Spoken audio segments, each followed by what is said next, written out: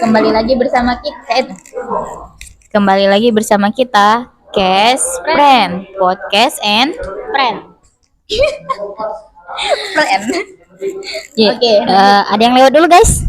Jadi kita kali ini akan membahas tentang di umur 20-an mental Gen Z itu udah stabil belum? Kalau menurut aku tergantung orangnya sih. Kayak misalnya tuh bahkan yang di bawah 20-an bisa dia stabil kalau orangnya rajin belajar kayak. Terus Agak dulu yuk. Ini dulu. KT yang lain. Miranda no, moderator.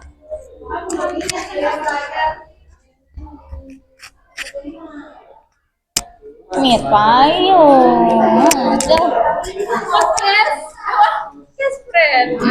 Miranda ada seru. Enggak mood aku lagi. Jadi kalau menurut aku tergantungnya. Kalau misalnya tuh dia tuh pernah ada sih kayak pernah dengar dewasa bu itu bukan karena umur, tapi karena pengalaman teh. Kayak misalnya umur boleh muda tapi kedewasaan tuh datang dari pengalaman, dari mana kita nyikapi permasalahan, dari ilmu pengetahuan yang kita pelajari itu, dari relasi juga sih, kawan-kawan deket tuh pasti berpengaruh itu sih kalau menurut aku. Dan juga di umur 20-an ini sampai 20 sampai 25 ini kita tuh newbie sedang mencari yang namanya jati diri. Kita ini mau apa, mau jadi apa, mau seperti apa. Bahkan untuk makan saja kita masih bingung. Dan di umur 20 ini emosi kita itu masih belum stabil, masih bisa dipengaruhi oleh teman, oleh media sosial. Jadi kita belum sepenuhnya dengan diri kita sendiri, kita masih bergantung kepada orang lain yang justru malah itu menjadi hambatan untuk kita berpikir dewasa. Begitu. Oke.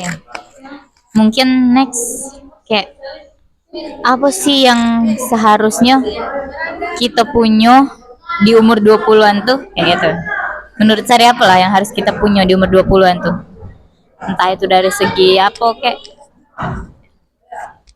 Kalau di umur 20-an ini banyak anak-anak muda itu sudah mencapai targetnya masing-masing. Tetapi yang harus emang dimiliki oleh anak-anak 20-an itu, karena aku juga baru menginjak di umur 20 ini, menurut aku jangan terlalu gegabah dalam menyikapi sesuatu. Karena yang namanya gegabah, pikiran itu masih kalut kan. Misalnya lagi ada masalah, kita gegabah mengambil keputusan, itu kan pikiran kita sedang kalut, jadi kita tidak bisa membedakan mana yang benar-benar memang bagus atau malah menambah masalah gitu. Next aku ya. Kalau menurut aku apa sih pertanyaan aku nih? Oh ya, apa yang harus kita punya Cak tuh di umur 20-an? Kalau menurut aku kayak kita harus sebaiknya tuh lah punya si tujuan yang jelas untuk arah kita ke depan Cak Mano. Misal kayak mungkin umur 20-an tuh berarti kita sudah di tahap kuliah ya. Nah, kita tuh udah jelas nih tamat kuliah kita nak ngapo Cak itu. Terus kayak atau nak lanjut sekolah lagi, atau intinya lah ada tujuan lah, rencana masa depan. Nah, kalau misalnya tidak kate, mana sih nyari rencana itu ya? Bisa dengan banyak belajar sih, menurut aku banyak belajar, banyak nonton podcast yang bermanfaat. Jadi kayak nemu, kayaknya bagus deh kalau aku lanjut S2 atau kayaknya bagus deh kalau aku buka bisnis ini misal, atau bagus juga kalau aku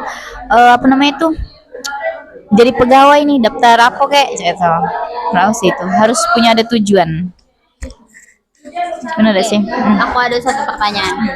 Jadi kan Gen Z itu tuh sering mengalami masalah dengan yang namanya mental health. Oke. Itu masalah umum Gen Z ya. Sepertinya semua Gen Z memiliki masalah mental health-nya masing-masing. Ada yang anxiety, ada yang mudah mengambil keputusan cepat, ada yang karena tekanan sosial, ada yang karena perbandingan dari orang tua, dari guru, dari lingkungan. Nah, menurut Ayu, eh, sebagai Gen Z, Ayu Gen Z kan? Yes, ganti. Sebagai Gen Z, eh, bukan, bagaimana sebagai Gen Z, bagaimana apa ya? Menanggulangi agar Gen Z yang lain ini memiliki apa ya, acuan hidup, kayak misalnya aku nih apa ya, Intinya kayak seharus yang kita lakukan kalau kita mengalami mental issue kayak mental health itu harus ngapain sih seorang Gen Z tuh gitu. ya karena sekarang itu kan Gen Z itu lagi marak-maraknya yang namanya FOMO. Jadi FOMO itu takut merasa tertinggal kan, takut merasa tertinggal tren, takut aku ndak sama dengan uang. Jadi bagaimana sih menanggulangi Gen Z seperti itu? Karena aku sendiri FOMO sih. Oh, nah kebetulan banget ini pengalaman. Kalau kita balik lagi ke mental issue kayak apa namanya mental health lah, kayak depresi, cemas itu. Kalau menurut aku pasti setiap manusia tuh punya ujian. Nah ujiannya tuh sebenarnya tuh bukan hanya Gen Z kan, setiap jenjang ini tuh mengalami yang namanya tuh cemas atau gelisah, entah itu karena tujuan hidup, karena batal nikah misalkan. Nah kalau menurut aku solusinya tuh kayak lagi-lagi nggak tahu kenapa ya kita nak bahasa Indonesia. Bahasa Indonesia adalah Oke. Kayak ilmu pengetahuan tuh menurut Ayu lagi menurut aku tuh nomor satu kayak gitu. Semakin kayak kita banyak belajar, semakin tahu oh cemas gitu tuh karena ini kayak gitu. Kayak gimana sih menghadapi cemasnya ya gitu, atau kayak nulis dari kayak gitu, itu tuh bisa menyalurkan banget tentang apa namanya tuh masalah-masalah kita yang ada di hati tuh kayak tersalurkan, jadi bisa rilis. Nah itu sih yang paling penting. Nah terus juga intinya kita kayak harus tahu paham ngapa sih kita sedih kayak gitu. Nah sudah itu gimana solusinya, bisa kita cerita dengan kawan, kayak menanggulang itu sendirilah, melepaskan itu dengan bercerita, melepaskan itu dengan nulis bisa gitu. Nah kalau FOMO nah FOMO ini menarik. Kemarin aku hampir kayak tergoda FOMO ikut apa kayak gitu, membeli sesuatu itu sangat mahal. Nah jujur kayak udah pengen banget beli, tapi sekarang tersadarkan karena satu hal. Menarik ya. Ternyata dulu saat aku punya uang, kayak apa namanya tuh, aku tuh nggak tahu untuk apa sih aku nih uang ini gitu, nggak ada arah yang jelas. Apa aku mau beli rumah misalnya ketinggian ya, misal, atau beli apa kayak gitu yang bermanfaat. Nah itu tuh nggak ada, kayak untuk apa sih uang ini kayak gitu. Aku ngumpulin tapi nggak tahu nih arahnya tuh, rencana uangnya tuh mau kemana nggak tahu. Nah akhirnya dapatlah tujuan yang jelas. Kayak setelah kalau aku pengen punya uang segini, kayaknya aku pengen buka usaha deh untuk modal. Jadi dari situ belum nih kepikiran apa, masih FOMO.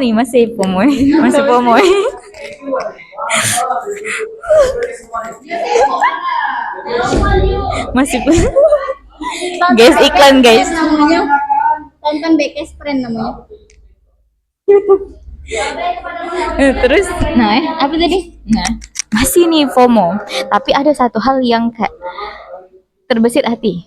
Kalau aku beliin ini, habis modalnya, habis uang segini, bisa uang segini tuh dijadiin modal. Kayak, aduh, sayang nian, kayak itu kan. Akhirnya nyesel. Akhirnya bukan nyesel, nggak jadi, kayak udah jadi. Kayak pakai yang ada dulu, nikmati yang ada, kayak karena yang ada tuh masih oke banget, kayak itu no. Itu tuh kayak satu gengsi, keinginan nafsu, gitu aja. Jadi harus punya tujuan sih, kayak tujuan. Oke, berarti lanjut. Apa berhenti dulu? Lanjut ya. Oke, berarti FOMO itu tuh karena kita itu merasa gengsi. Kalau aku beli kok aku tidak, nah itu ya. Karena aku mengalami itu ketika kawan-kawanku atau saudara-saudaraku eh, membeli misalnya barang-barang yang cukup aku pengen ini dari dulu, tetapi mereka duluan membeli. Nah aku tuh ngerasa kayak pokoknya aku harus bisa beli juga gitu. Nah tapi ya walaupun nggak tahu kapan, itu termasuk FOMO juga dah sih, karena itu kan mengikut-ikut nih. Bisa jadi dah.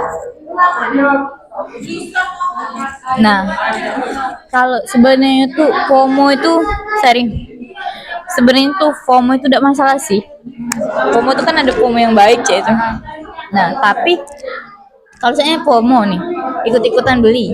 Kalau saya itu menurut aku nih bermanfaatnya untuk diri kita juga, itu oke sih. Walaupun harganya mahal, tapi memang bermanfaat itu tidak masalah.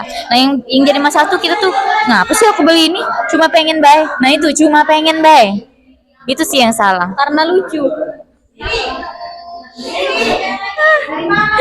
Ya sih, kayak kalau harganya masih oke lah, tidak masalah sih.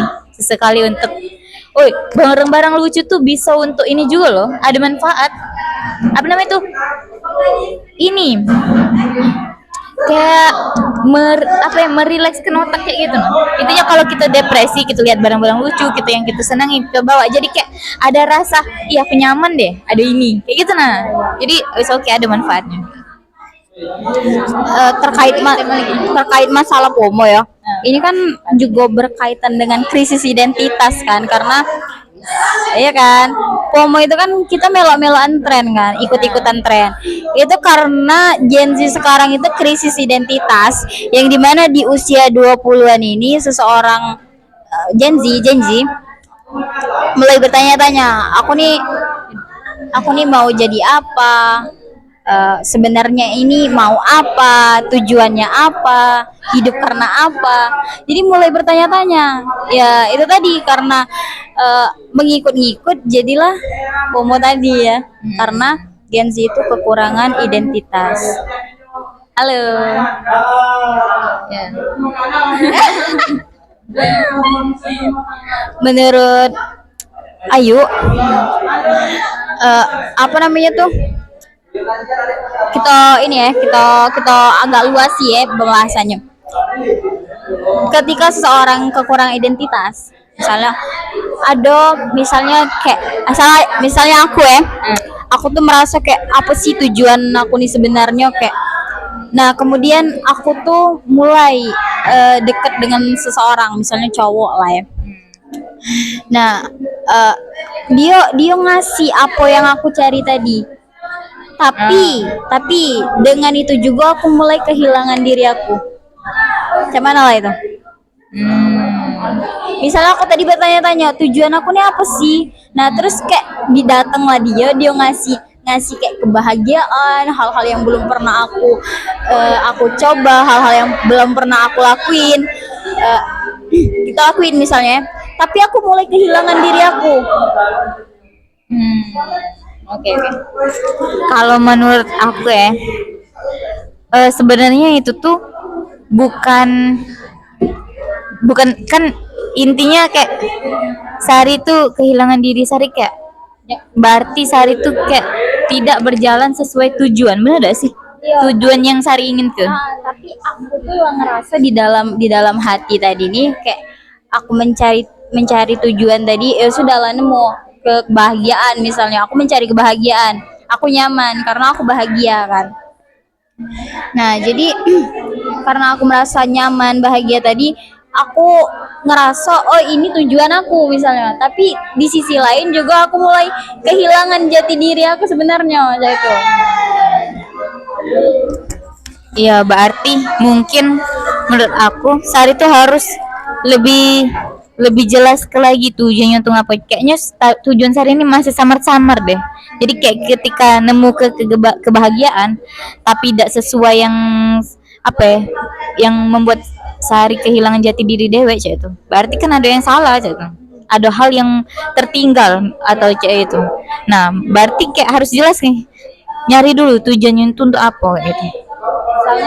Misal kayak saya kan sekarang kuliah, minimal rencana setelah tamat kuliah ngapo itu. Terus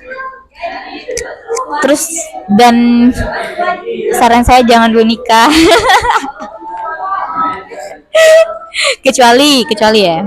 kecuali Sari memang siap secara mental, emosional, terus kayak Sari ngerti lah kalau nikah setelah ini bakal lebih baik apa lebih buruk.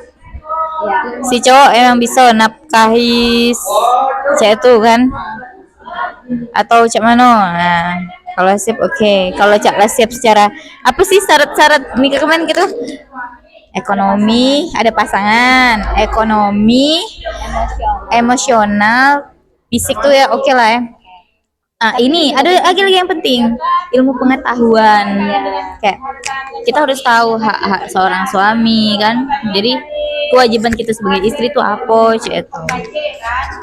itu sih. Jadi kayak jelas ke dulu nih, konkret ke dulu tujuan Sari itu apa dalam hidup nih. Pasti ada. Kayak bukan tujuan sih, lebih ke rencana masa depan lah. Aku naik ini pasti ada. Lanjutin ini S Taylor. Oke loh, dikembangin lagi masih. Oh iya, aku kemarin ada rencana dengan kawanku nak jualan depan Unsri. Lanjut. Jadi apa itu juga ya. Aku kemarin ada rencana nak jualan di depan Unsri, baru rencana ya. Kami tuh lah mikirin kayak segala aspek-aspeknya, misalnya dari kosan, dari untuk apa ke Unsrinya cak mano. Pokoknya lah dipikir galau lah ya. Agak ribet juga, tapi misalnya misalnya kita jingok dari omsetnya kita langsung semangat ya.